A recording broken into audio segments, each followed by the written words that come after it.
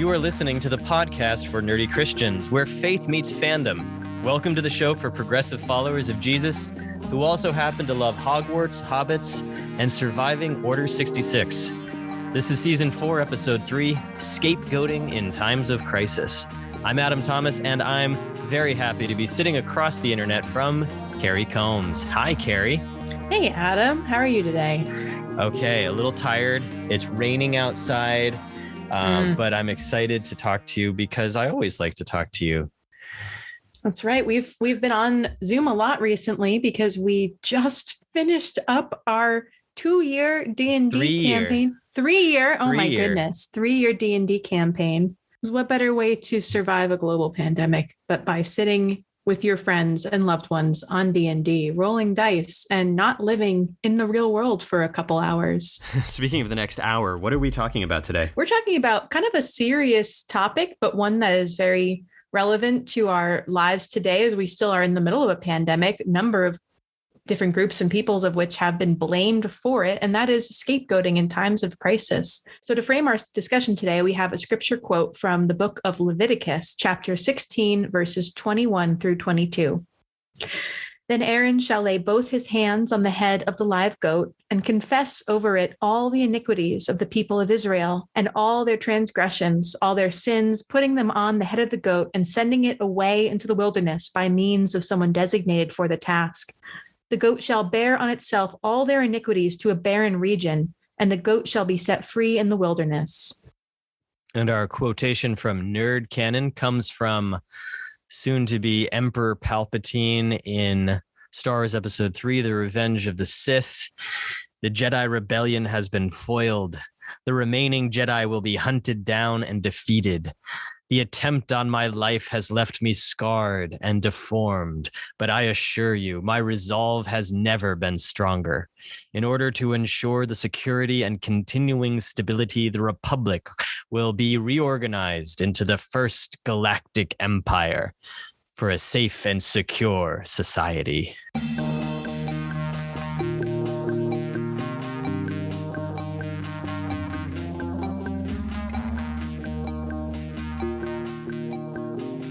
So our two quotations there, the scripture quotation and the quotation from Nerd Canon, show, I think, the evolution of scapegoating.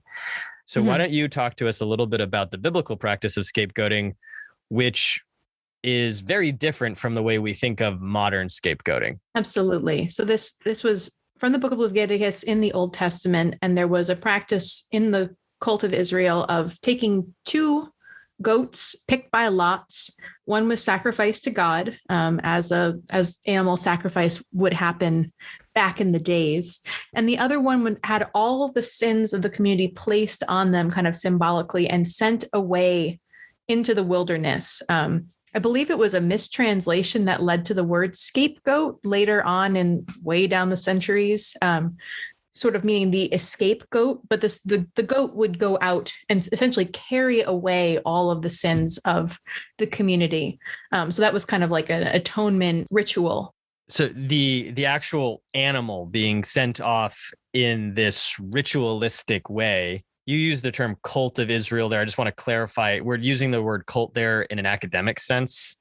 Right. We're talking about the cultic practice or the ritual practice of ancient Israel, not the way we use the word cult in a modern context. Nor do modern day Jewish people necessarily do this. This is, an ancient practice that may or may not have actually been done, but it's in the Bible as a commandment, as a practice. And so we see evidence of this in some of the language that we see later in scripture. The verse that popped into my mind when we started thinking about the idea of the scapegoat biblically, the biblical scapegoat, is from Psalm 103. As far as the east is from the west, so far has God removed our transgressions from us. I thought that sounded to me like a verse about the scapegoat kind of wandering off into the wilderness. That is a typical practice among human beings. We always are looking for someone to blame, someone to place maybe our own faults on. That's not ourselves. It's scapegoating has become is a ritual practice from the Bible, but is also a psychological term that's used to talk about how humans in groups tend to behave. So this is a kind of a natural byproduct of being human. Doesn't mean to say it's a good one or a healthy one or one that leads to greater flourishing, especially in the way that it's been used historically. The misuse of the word the Jews in the Gospel of John, along with some many other influences to create this culture of anti-Semitism that we have seen through the centuries, where specifically the Jewish people are blamed for a number of things, blamed for the death of Christ, as we said, from, particularly based on the Gospel of John, the Black Death, or other plagues that have come throughout history, and the massive mistreatment of these people. And so we've, seeing this biblical practice that then is part of human nature in some ways, that then has a number of historical instances leading up to today, for the way that COVID's being blamed for various groups. And jumping back to the biblical practice of scapegoating, the cultic nature of the ritual of laying the iniquities on to the animal and sending it away, I think is is really a beautiful way of ritualizing that human tendency, so that we aren't doing it to other people.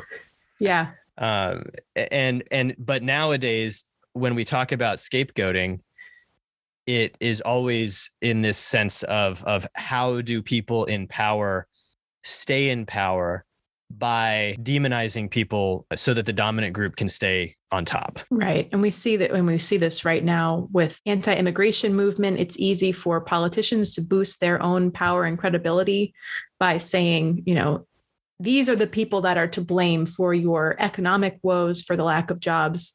We saw this in the 19th and 20th century with Mexican population. The immigrants coming from Mexico were thought erroneously to be more like physically hardy than the average person living around there. And so they were better suited for railroad building and agricultural jobs. But then as those jobs became more and more prized, or jobs became less common, they were blamed for taking the jobs away from people. And then the opposite was true. Instead of being more hardy, there was, again, false science being thought that they were more susceptible to diseases and therefore burdensome. So taking a group that has, newly arrived to the country, economically less powerful than the dominant culture, and laying the blames of whatever is convenient, even if that's completely changed throughout, the narrative changes based on whatever is convenient for those in power. Today, you mentioned immigration. When we look at the news today, in the time of COVID, incidences of violence against Asian Americans rose sharply at the beginning of the pandemic, when certain politicians were demonizing the pandemic as the Kung flu or the China virus, right? Yeah. And since then, with this fourth wave, the Delta wave of COVID that we're in right now, we are hearing politicians blaming those coming to the southern border as immigrants for spreading COVID, which, if you look at the maps, doesn't really make any sense. But these are the scapegoats that we're seeing in our modern context. And I want to read from a wonderful new book. It's been out about a year. This is from Caste, The Origins of Our Discontent by Isabel Wilkerson, who won the Pulitzer Prize for another amazing book called The Warmth of Other Suns, which is about the Great Migration. She has a whole chapter about the scapegoat in this book. And she says this, it's a bit of a long quote, but here we go. And she starts with the ritual in Leviticus. This was the ritual according to Leviticus that was passed down through the ages, adopted by the ancient Greeks. It survives not only in individual interactions, but within nations and castes. For the ancients, the scapegoat served as the healing agent for the larger whole. In modern times, the concept of the scapegoat has mutated from merely the bearer of misfortune to the person or group blamed for bringing misfortune. And then she continues with a quotation. This serves to relieve others, wrote the Jungian psychologist Sylvia Brinton Pereira, to free, quote, the scapegoaters of their own responsibilities and to strengthen the scapegoater's sense of power and righteousness. And then Wilkerson continues, in a caste system, Whether in the United States or in India or in World War II Germany, the lowest caste performed the unwitting role of diverting society's attention from its structural ills and taking the blame for collective misfortune. It was seen, in fact, as misfortune itself. Wow. Yeah. So the idea there that originally the scapegoat was seen as a healing agent, but it mutated and morphed to the concept of the scapegoat as the bearer of not merely the bearer of misfortune, but being blamed for the misfortune. It's as if the people of Israel would have taken the goat and said, "This is all your fault." That Exactly. all the problems that we have, it's your fault, goat. That wasn't the original idea. And I'm picturing that, and it seems ridiculous because what does the goat have to do with it? And yet so many of these historical atrocities of scapegoating are equally kind of nonsensical. You think about the persecution of the Jews during the Holocaust. It's often based on pseudoscience and prejudice and fear, not based on any actual fact. And it is as nonsensical as pointing out a goat, and yet it distracts, as Wilkerson so eloquently said, it distracts from those on the top who are consolidating their power. And it's a little bit of what we noticed in looking at the fantasy properties that we're going to talk about today, is that in these fantasy books and movies, there's two kinds of scapegoats, not the healing presence as the cult of Israel would use, but instead ones that are powerful and feared, and then ones that are not powerful. Either way, they're made to be outcasts. So our nerd quote was from Star Wars, where the Jedi are being scapegoated for a lot of the problems going on, and they're powerful and thus feared, which is different than other examples. Yeah, Palpatine wants to create the Galactic Empire, and the the only people that are really standing in his way are the Jedi. The Jedi are seen as these legendary heroes, that there are only 10,000 Jedi or something in a galaxy of trillions of people, literally. Mm-hmm. So maybe there's more than 10,000. I'm not sure. There's not very many Jedi. And so they have this sort of mythic proportion. The average citizen of the Republic of before that's the Empire would never have ever met a Jedi. They might have heard that the Jedi exist. They might know of some legendary exploits. Palpatine, of course, knows that they are a threat to his ascension. And the way to get rid of them is to blame them for something that he is actually the cause of. Right. And how easy is it to believe that this secretive, seeming mysterious order of powerful people who command something that the average person doesn't understand, it's easy to believe that they would be the ones who were causing this. There's a conspiracy and a mystery and a secrecy, and above all that, power and fear.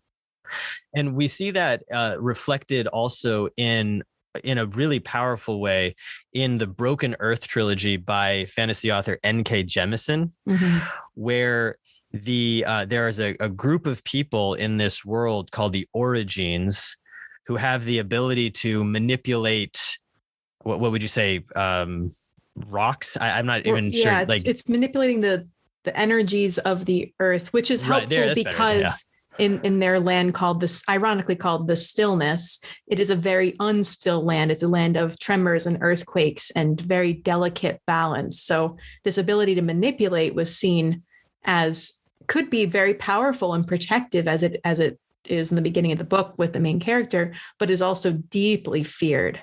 It feared so much so that the people who the greater population rely on for their safety are demonized for what they can do.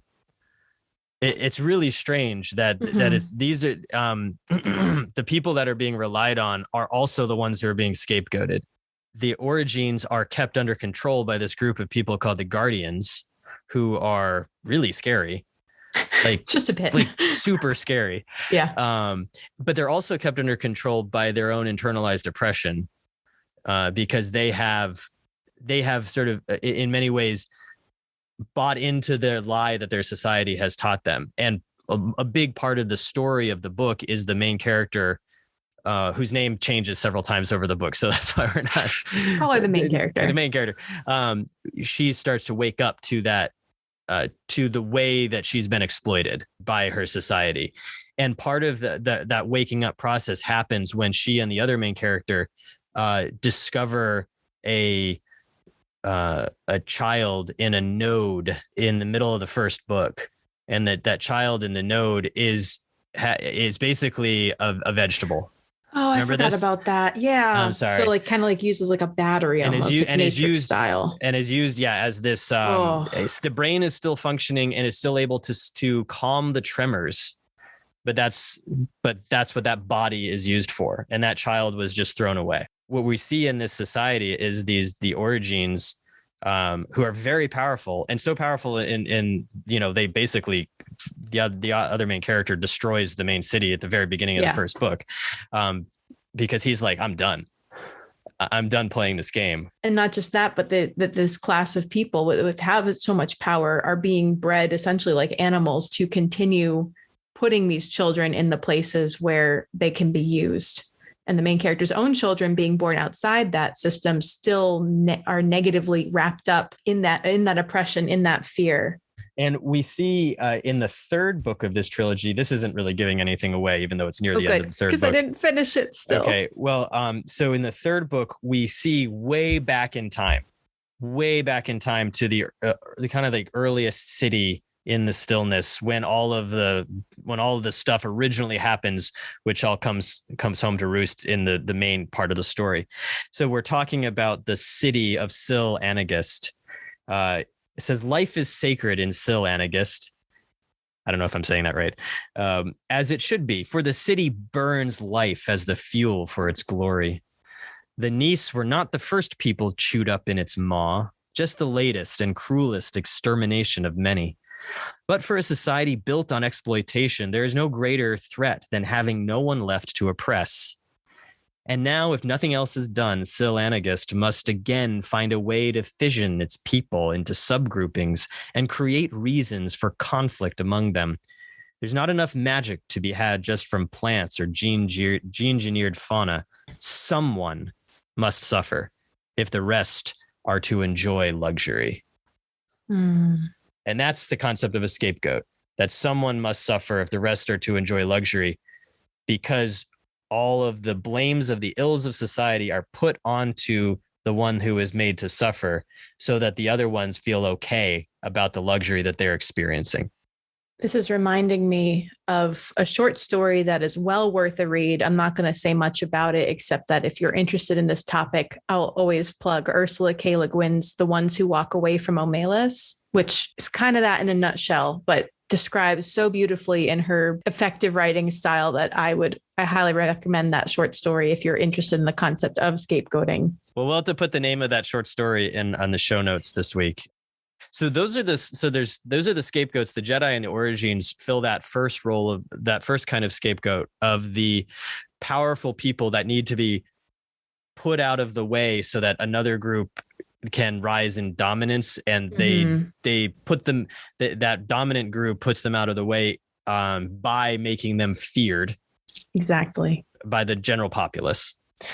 And then we have the other kind of a scapegoat that we see both in the real world, of course, and also in fantasy properties, which are people who exist on that lowest rung of society, that vulnerable place in society where they don't have much recourse for action, which is interesting because oftentimes the things they're being blamed for, they don't necessarily even have the capacity to do, right, because of their position in society. And if they did have the ability to do those things, they wouldn't be in that position in society. So the whole concept doesn't really make sense. Yeah, like the goat. Like, yeah, like the goat saying, again, like, this is all your fault that I committed adultery and stole stuff from my neighbor. It's your fault, goat. Not to say that these populations are goats. We broke the 10 commandments and it's your fault, goat. I do blame my dog a lot for things that I've done. Oh, Declan. He's the number one scapegoat. He's the scape dog? He's the scape dog. Oh, man. But I do think that kind of thinking back to the original goat of this, the scapegoat. And if we imagine ourselves with a real world scapegoat and going, but if we said that to the goat, it wouldn't make any sense. Mm-hmm. And therefore it doesn't make any sense in real life either. So what are a couple of the, you had one. I think the idea for this episode kind of came from from a book that Adam wrote that he's maybe more loath to talk about than I am. But Adam wrote a book called The Halfling Contagion in his fantasy world that not all of it takes place on Sularil. It kind of only ends in Sularil. But you've heard us talk about this before. It's the fantasy world he created. And little did you know that how many years later we would be facing a global pandemic. Yeah, I wrote this in 2017. Will you tell us? So the main plot is a plague comes to these islands. The humans get it and die very rapidly. The halflings, or as they're called in, hobbits in J.K. Rowling. JRRK, somebody British. The professor's world called hobbits. Adam calls them the Kinmacron.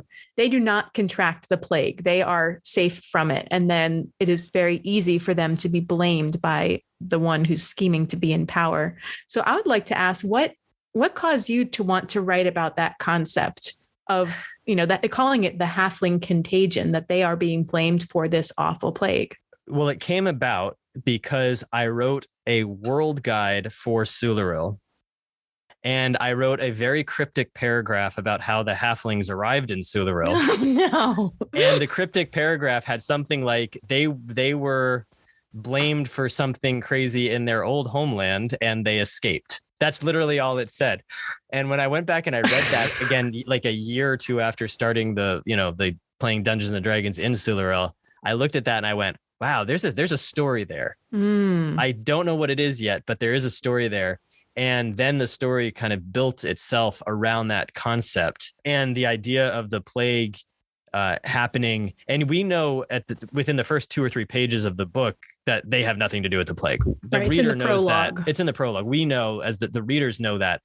And so what the book is about, one of the main characters is actually the villain. He's the only time I've ever written from the perspective of the villain, which was actually a lot of fun for me, because it's also really gross to read and horrible. Well, right. So well done. But you get into that mindset and you have to figure out, okay, well, obviously he doesn't think he's the villain because villains never think they're the villain, right? Or else they're really, really wooden villains. And so what we have to figure out is what is that person who wants power? What is his motivation to blame this group of refugees? They're refugees to this land. And they even say at one point in the book that is the refugees' plight that they're always refugees no matter how many generations have been there. Because the main character halflings are second generation. They were born in the country. This is their home, the only home they've ever known. And yet they are being scapegoated. And once they are scapegoated as the creators of this plague, then the person seeking power can do anything he wants, including what happens in the book. But okay. which we don't have to spoil the whole thing. So for further information, pick up the halfling pick up the Halfling Contagion on Amazon.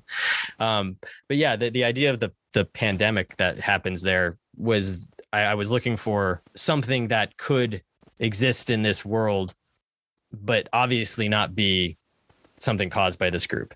And the fact that they're immune to it is a big plot point of the story and is what makes the humans suspicious. And it allows them to put that seed of suspicion and doubt into the populace, which then morphs into that horrible, into all the horrible things that ended up happening. It has a happy ending, by the way. People who might want to read this book. Sort of. It has a melancholy but happy ending. Our last example of a scapegoat in fantasy, and of course there are plenty more that we're not going over. So if you have more that you want to share with us, just hit us up on facebook.com/nerdychristians and let us know of other scapegoat examples in fantasy. This one comes from the Parable of the Talents by Octavia Butler, written in the 1990s. And the author Octavia Butler basically predicted 2016 and following, including the phrase "Make America Great Again."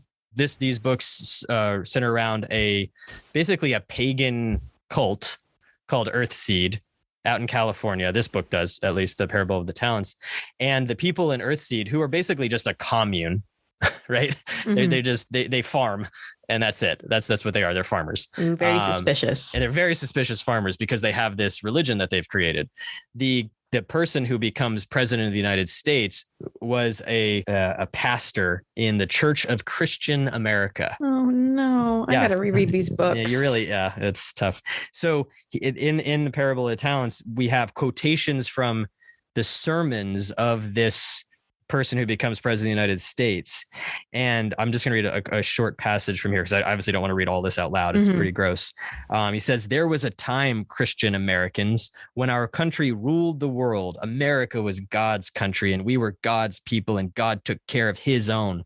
Now look at us. Who are we? What are we? What foul, seething, corrupt, heathen concoction have we become?" And it continues on like that for a page or so, which I'm not going to read. And then he continues on, "Why have we allowed ourselves to be seduced and betrayed by these allies of Satan, these heathen purveyors of false and unchristian doctrines? These people, these pagans, are not only wrong, they're dangerous. They're as destructive as bullets, as contagious as plagues, as poisonous as snakes to the society they infest." You can see where the scapegoating language is being used here, right? They kill us, Christian American brothers and sisters. They kill us. They rouse the righteous anger of God against us for our misguided generosity to them. So basically he's saying God is smiting us because we have been generous to these people. They are the natural destroyers of our country. So all of our problems are because of them, right? Yep. And he continues, I'm skipping a little bit here. And then he continues, "And in the face of all that, what are we to them? Shall we live with them? Shall we let them continue to drag our country down into hell? Think, what do we do to weeds, to viruses, to parasitic worms, to cancers? What must we do to protect ourselves and our children? What can we do to regain our stolen nation?" Yeah. And then the narrator of the books, Lauren Olamina, says, "Nasty, very nasty. Jarrett was the junior senator from Texas when he preached the sermon that contained those lines. He never answered the questions he asked. He left that to his listeners. And yet he says he's against the witch burnings." So if I had to pick a book that was kind of about the concept of scapegoating, it's this one. It is. And Octavia Butler, writing that in 1998, is seeing the future. Through, I'm assuming, being well-versed in the past. And being very aware of the history of oppressed groups being used that way, or just completely innocent groups. Reading fiction written by Black women is really instructive because the horrors that are visited upon society are visited upon Black women before other groups. And it's easier for those who are not that population to say, "This has never happened before," or "I'm so surprised. I'm heartbroken, I'm sickened, I'm shocked by these current atrocities." And we have the short memories. We have the privilege who are able to forget what has happened. It's not surprising to someone like Octavia Butler, I'm sure. Scapegoating is a way to, as we said earlier, deflect and distract away from the real perpetrators of all of the big sins of the world onto groups that are to those perpetrators disposable. And so for us, for Carrie and me, who, and perhaps for some of our listeners, who are kind of standing in the middle. We are people who believe in the gospel, and we're not part of those groups that are being scapegoated. And yet, nor are we fully in the power manipulating the narrative. But we who are faithful people in the middle. So I would say Adam, I, and hopefully some of our dear listeners, as Christians who are trying to respond to the call to be beacons of light and truth and healing for the whole world, we have a responsibility, I believe, in this, with this human tendency, with this historical tendency that has been explored in so many fantasy properties. If we are seeing this happening and being surprised, maybe part of our first thing is to learn more about what has happened and not be as surprised. The second thing we can do is to interrupt those narratives of manipulation. Challenge the scapegoating narrative, and then standing with those who are being scapegoated. That silence in the face of oppression is complicity with the oppressor. As Elie Wiesel said, a version of that. His was more eloquent than what I just said. So how do we discern the motives behind the action of scapegoating and work to disrupt it? There's always power, money, or control at the root of that. And if we can see it for if we see what's really happening, we can help to disrupt that narrative and to challenge it and again stand with those who are being scapegoated, so that they know that they aren't being sent into the wilderness alone, that there are people who are going to keep them, or who are going to help them stay centered in the society, as opposed to being cast off.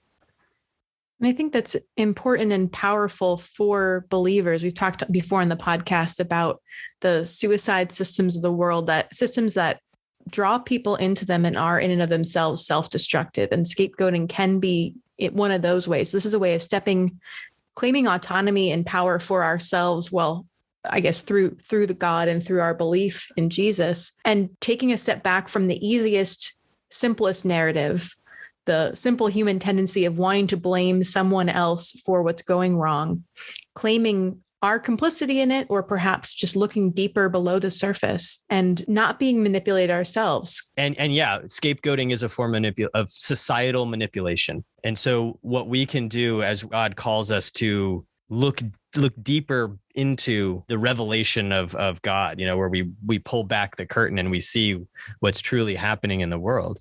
And then we invite God's reign to come in, heal, and restore that. Part of that is to fight against the manipulation that is scapegoating.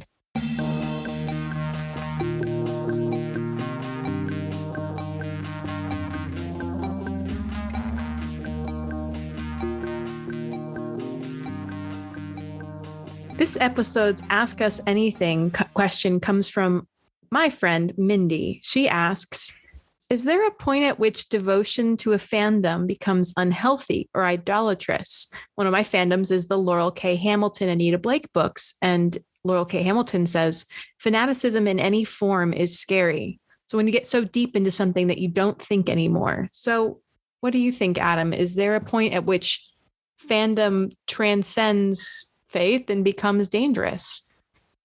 I have a very particular answer to this question, and it might not really be what Mindy is wondering about, but it has to do with the way Star Wars fans have weaponized the Star Wars fandom. Ooh, talk to us about that. That's the one that really jumped out at me when I thought about fandom becoming unhealthy. So there is a subset of Star Wars fans who consider themselves, quote unquote, true fans of Star Wars. And these are people who will trollishly online castigate anyone whose way of loving Star Wars is not the same as theirs.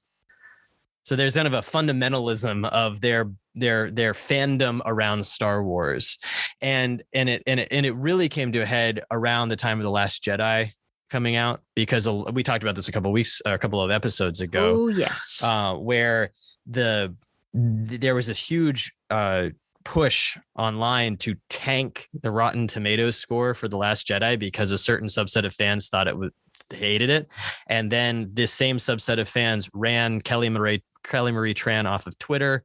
And so when a fandom becomes toxic like that, that's when it becomes unhealthy and idolatrous.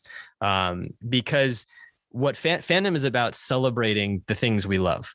Mm-hmm. And I remember, this is from Critical Role, but I love it so much, that one of the problems of the internet is being told your fun is wrong. Yes. Right.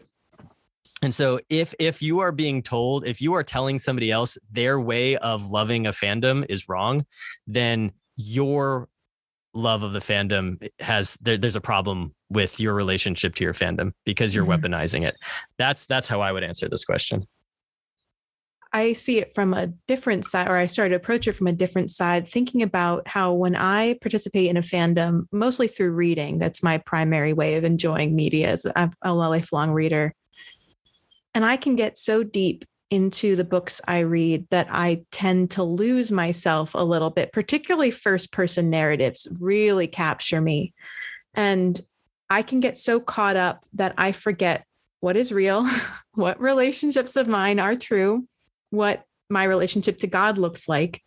And I think the desire to live in a fantasy world different than our own so fully that we lose track of our current reality can be dangerous. I love this podcast because I'm able to take the things I love and engage in deeply with the real world that I do live in, and investigate, use those properties and those books and those movies I love to look at my real life. But when I'm using fantasy entirely as an escapist plot to get me out of this real life, that's when I think it can become dangerous, or as Mindy may have used the word idolatrous.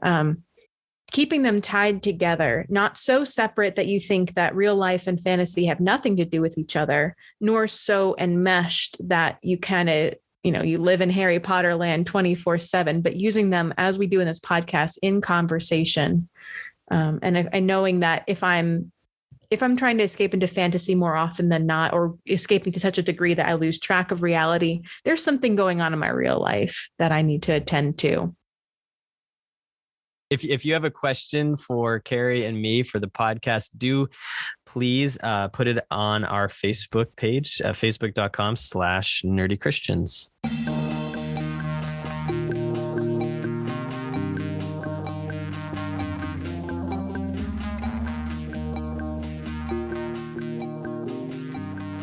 Today on the podcast, we're reading through Harry Potter 7 chapters 10 through 14. Here's a quick recap.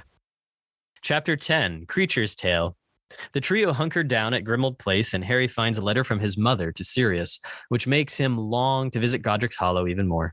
Across the hall from Sirius's room are the initials R.A.B. The wizard who stole the locket was Sirius's brother, Regulus.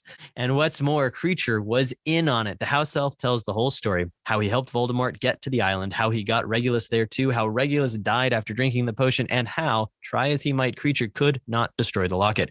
And by the by, Mundungus Fletcher stole it. Chapter 11, The Bribe. Finally, a member of the Order comes to see the trio in the form of Remus Lupin. He wants to join the team, but Harry confronts him about his duty as an impending father and sends him packing. But Lupin was there just long enough to provide some vital exposition. The fascist state is forming, as the Ministry and the Death Eaters are now one and the same, and they're rounding up Muggleborns. The new Minister of Magic is under the Imperious Curse, and Voldemort is pulling the strings. Creature returns from his fetch quest with Mundungus, who shares a piece of dispiriting news. The locket is in the hands of Dolores Umbridge. Chapter 12, Magic is Might. The trio plan for a month about how to infiltrate the Ministry, but as happens to any good Dungeons & Dragons plan, it starts falling apart right away. The wife of Reg Cattermole, the wizard Ron is impersonating, is about to be questioned about her blood status, and a hopelessly unqualified Ron is press-ganged into sorting out a rainstorm in a Death Eater's office. Also, the Ministry has a new slogan, Magic is Might. Also, there's a horrible new statue in the Ministry of a pair of wizards sitting on thrones made of hundreds of naked muggles. Also, Snape is the new headmaster of Hogwarts. Chapter 13, The Muggleborn Registration Commission.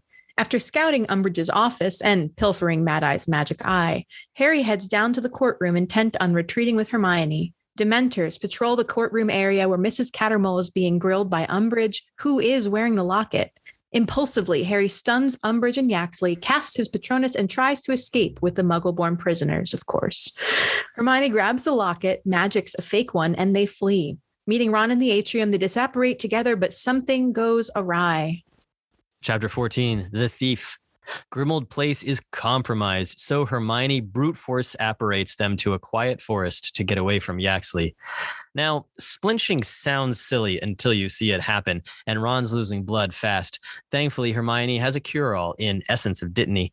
Hermione begins what becomes a ritual of casting protective enchantments while Ron rests. Harry takes first watch outside their tent, another TARDIS, by the way, and dreams of he who must not be named, killing Grigorovich. A young thief has stolen something from the Eastern European wand maker, and the Dark Lord is after it.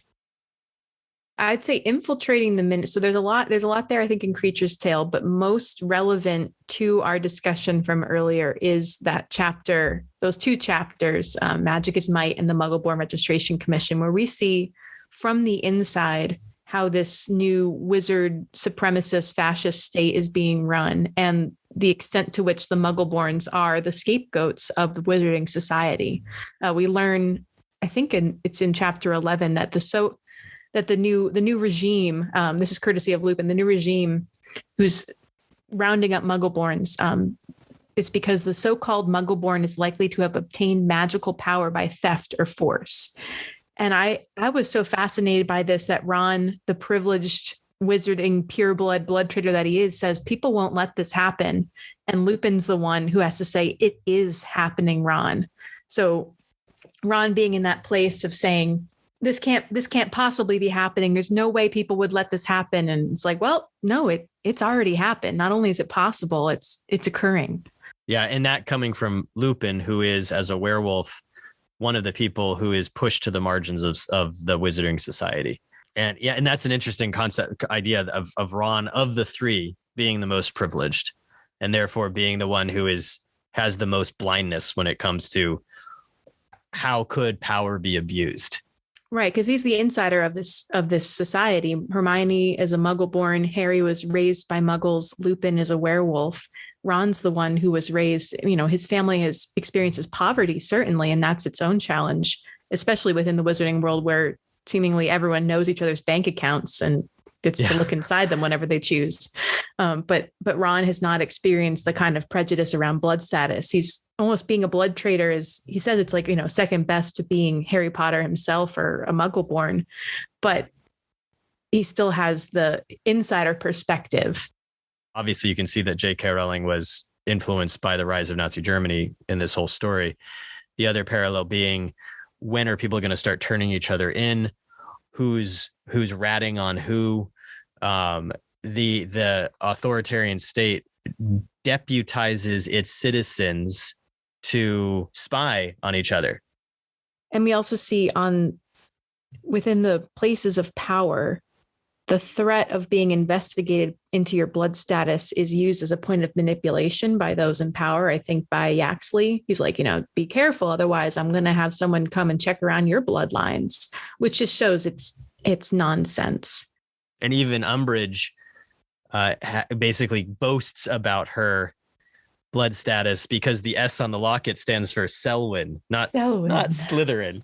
And I'm related to all of the most pure, bloodiest families. The Sacred 28, which, by the way, gross name for a gross concept. Wait, is that a thing? That's not in here, is it? That might be. That's not in this. Is that a Pottermore thing? It might be a Pottermore thing. But from these ministry chapters, we get to see this building of this fascist state. We've got this shadow leader, as you said, like pulling the strings, guiding the government. Propaganda, complete control of the press, and propaganda being pushed out, not just around Muggleborns, but also around Harry and his involvement in the death of Albus Dumbledore. So giving a reason to hunt him. Complete control of magical education. So now attendance at Hogwarts is compulsory. And then finally, this scapegoating of the Muggleborns. It's terrifying. And not just the scapegoating of the Muggleborns, but there's a gaslighting as well with them. With Mrs. Cattermole, we see her wand being a point of contention. God, yeah. And Umbridge is grilling her about her wand. Who did you steal this wand from? Mm-hmm. And I didn't steal it. It chose me. It chose me when I was 11 years old. So Umbridge is completely rewriting Mrs. Cattermole's history as a way to subjugate her. And taking what may have been one of the most beautiful moments of her entire life, the moment that she was chosen and she found a home and a fit, and taking that and saying, who'd you steal it from? Taking something so pure and beautiful and making it just base and gross, which is Umbridge to a T. Let's be fair. And she's the most evil person. We've already established that Dolores Umbridge is the most evil person in Harry Potter. And I think it's Ron who's like, what do we want to bet that she's being completely manipulated or full on possessed by the Horcrux? And she's not necessarily possessed by it. It's not like what Ginny with Diary. It's just feeding all the natural evilness that she herself inhabits and has the power to release. Yeah, it's just amplifying. She's well in her element in that courtroom, holding up lies. So, man, these chapters are pretty dark. They are. I love. Or should we talk about Creature's redemption story and Regulus? Sure. And then we'll have to have the caveat that he's still enslaved, but go ahead. All right. So there's definitely that. 100%. Let's talk about, I meant more, I'm wondering, all right. So in reading the chapters, I was wondering what turned Regulus from being a Death Eater, a little fan of Voldemort with press clippings above his bed, which also gross. Yeah. What turned him, do you think? Is there something in the text about it, or are you quizzing me, or you want, or are you asking I'm wondering. me? I have a wondering. I'm curious what yours is, because I don't have an answer. I'm wondering if it was the treatment of Kreacher by Voldemort. If that was part of it, because clearly, Regulus has a good relationship in as much as he can with this enslaved creature that lives in his home, and has a much better relationship with him than he does with Sirius. Regulus is willing. Kreacher has with Sirius, or with Regulus has with both. Sirius? Okay. Sirius with both of them. Not good. And that when Kreacher gets back from the island and shares the story, Regulus was worried. And I think part of that's the fear that Voldemort will find out that Kreacher lives, because Voldemort expected it to be a death mission. And he sees this kind of rising power in Voldemort. But I just wonder if given that Regulus dies and Kreacher escapes and tries to complete the mission, that would have probably been better off for a wizard to do. Was Kreacher's involvement sort of what started to turn Regulus? That's my wondering for today. I like that a lot. That makes a lot of sense, because I can't think of anything else, at least within the text that we have, that would change Regulus's mind. And we don't know a lot about him, honestly. Yeah, we just have Sirius's interpretation of he started to get cold feet, perhaps, or started to he got in too deep and wanted to back out, and kind of like the mob, they're going to kill you or something, which we learned is not true. Regulus was not killed by Voldemort, but by the Inferi. So I just wonder that he is a transformed character, and of the redemption arcs in Harry Potter, with Snape, with Kreacher to an extent, there's not a lot of information about Regulus. Yeah, that's one of those stories where it'd be fun to have either a fanfic or a short story about his character. There probably is a fanfic about Regulus, but I don't read fanfic, so that's going to have to be your job. I'll look some up later. The problem with Marauders era fan fiction is that they all, unless they're completely non-canon, they're always going to end up being sad. Yeah, right. It's not happy. Sort of like the Star Wars prequels, where you're like, yep, we know what happens to these characters. Order 66. Yeah, there go the younglings. Oh. And Hermione says, of course, Voldemort would have considered the ways of house elves beneath his notice, just like all the purebloods who treat them like animals. It would never have occurred to him that they might have magic that he didn't. I think that's an interesting way to look at it. And we'll revisit that later in King's Cross again, right? When Dumbledore says of all the things that Voldemort, overlooks, children's tales, house elves, and most importantly, love. But then, of course, Kreacher, the way that J.K. Rowling writes house elves is that they are terrified of not being enslaved, which we've talked about being problematic before.